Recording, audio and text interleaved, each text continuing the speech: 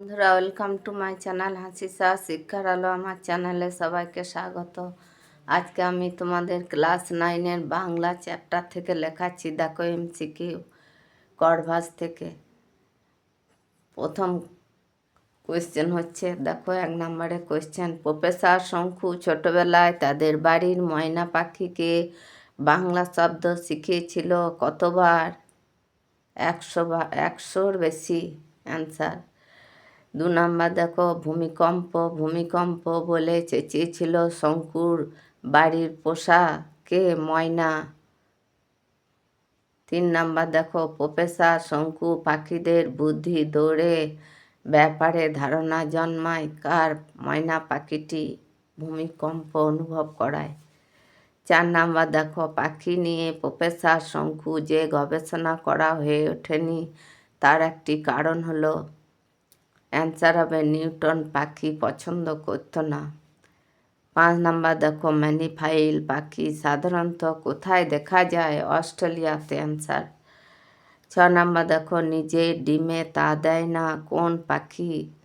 Answer হবে Australian ম্যানিফাইল পাখি। ম্যানিফাউল পাখি ডিম ফুটে বাচ্চা বেরোনোর জন্য বাসার ভিতরে তাপমাত্রা থাকে দেখো 78°F।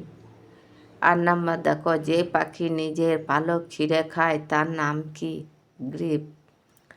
9 নম্বর দেখো, প্রফেসর শঙ্কু পাখি পড়ানোর যন্ত্রটির নাম রেখেছিলেন অর্নিথন। 10 নম্বরে দেখো, শঙ্কুর অর্নিথন যন্ত্রটি তৈরি শেষ করেছিলেন 27শে সেপ্টেম্বর। তারপরে 11 নম্বরে দেখো, প্রফেসর শঙ্কু কাকটিকে প্রথম কি শেখাতে শুরু করেন? অ্যান্সার হবে সহজ বাংলা। কডভাস হলো কাক জাতীয় পাখির নাম, লাতিন শব্দ। 13 নম্বরে দেখো, কডভাস কোন জাতীয় পাখি? লাতিন নাম, কাক জাতীয়। 14 নম্বরে দেখো, কডভাস এখন কি শিখেছে বলে প্রফেসর শঙ্কু জানিয়েছেন? ইংরাজি। 14 নম্বরে ইংরাজি। 15 নম্বরে দেখো, প্রফেসর শঙ্কু সুটকেস গোছানো হয়ে গেলে কডভাস এগিয়ে দেয় কি? সুটকেসের চাবি।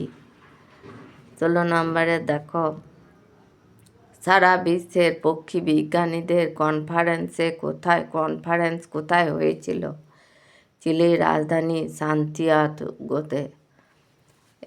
হ্যালো বন্ধুরা, ভালো লাগলে লাইক করো, কমেন্ট করো, বন্ধুদের সাথে শেয়ার করার। এগুলি প্রথম থেকে লাস্ট অবধি ভালো করে খাতায় নোট করো। আর এগুলির মধ্যেই আসবে এমসিকিউ 1 নম্বরের প্রশ্ন।